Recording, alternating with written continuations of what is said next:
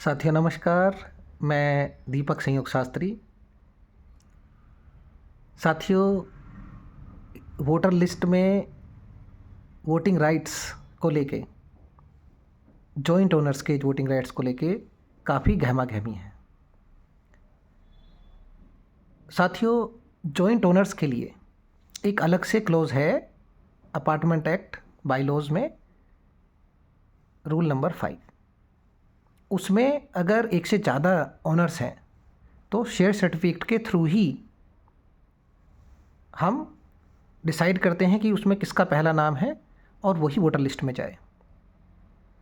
आप समझिए कि इसके पहले जब 2019 में चुनाव हुए, जब बिल्डर से के पास में यहाँ की सब मैनेजमेंट थी, हमारे पास में शेयर सर्टिफिकेट नहीं था। जब 2021 के चुनाव हुए तब भी नहीं था, 2022 में भी नहीं था।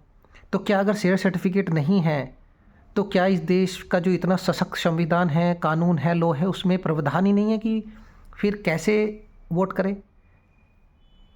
ऐसे तो जो जॉइंट ओनर्स हैं, कितनी हमारे यहाँ पे प्रॉपर्टी होंगी जहाँ पर जॉइंट ओनर्स हैं, तो वो वोट ही नहीं कर सकते हैं क्या? कर सकते हैं। उसके लिए ही ऐसे ही पिछली इलेक्शन कमेटी ने एक अपने अधिकार क्षेत्र में नियमों का इस्तेमाल करते हुए उन्होंने आपसी सहमति से जो सेल डीड में पहला नाम है उसको ही वोटर लिस्ट में कंसीडर कर लिया।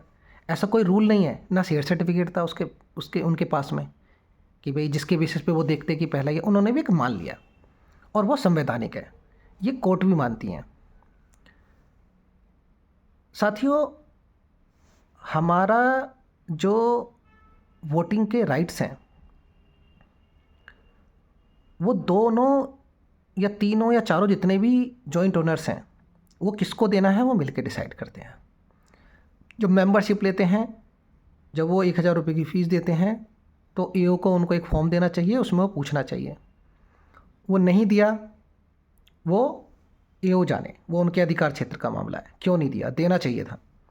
वो नहीं दिया तो उसके अकॉर्डिंग ही हमारे अब तक के चुनाव होते आए हैं, जिसमें पुरानी इलेक्शन कमेटी बस फॉलो करती आई हैं कि पहले को मान लो, जबकि सारी आसपास की सोसाइटी ऐसे नहीं करती। गौर सिटी के जो एवेन्यू 4-5 हैं जिनके बेसिस पे लोग यहाँ पे सोच रहे हैं, वो नहीं के अकॉर्डिंग नहीं चलता है। मैं आपको ईस्ट सिटी, अरियन तार्डन और नोएडा में तो कितनी सोसाइटी हैं जिनके मैं नाम गिना दूँ, जहाँ पे जब शेयर सर्टिफिकेट नहीं है तो दोनों ओनर से पूछने के बाद में जो उनमें से एक ऑथराइज़ करता है उसको इलेक्शन कमेटी वोटर लिस्ट में इंक्लूड करती है। यही लॉ भी कहता है, ये कोर्ट भी कहती है। अगर इसमें कोई डिस्प्यूट है तो एक जीबीएम कॉल की जा सकती है, जिसको लगता है कि इसमें डिस्प्यूट है, चाहे वो पदाधिकारी हों एओ के या फिर मेंबर हों या कोई और ओनर हो, क्योंकि लॉ में जॉइंट ओनर्स को समान अधिकार हैं। सारे ही बाय डिफ़ॉल्ट 1000 रुपये की फ़ीस देने के बाद में एओ के मेंबर बन जाते हैं, लेकिन वोटिंग राइट्स शेयर सर्टिफिकेट के हिसाब से ही जाता है।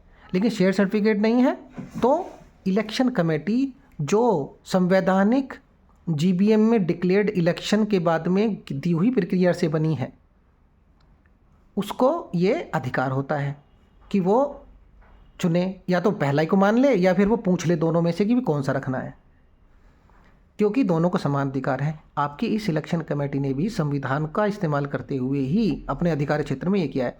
किसी को आपत्ति है तो वो कि भाई ये रूल कोई नया है, नहीं, पहले भी जो ऐसे जीबीएम बने तो वो जीबीएम कर ले, और जीबीएम में नियमों के अनुसार जो भी मेजॉरिटी डिसाइड करेगी वो हम कर लेंगे।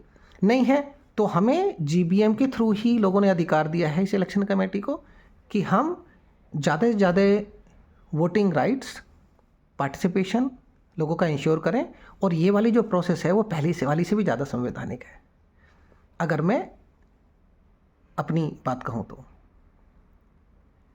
इसके अलावा अगर कोई भी किसी को कन्फ्यूज़न है तो मुझे कॉल कर सकते हैं 9873658833 पर।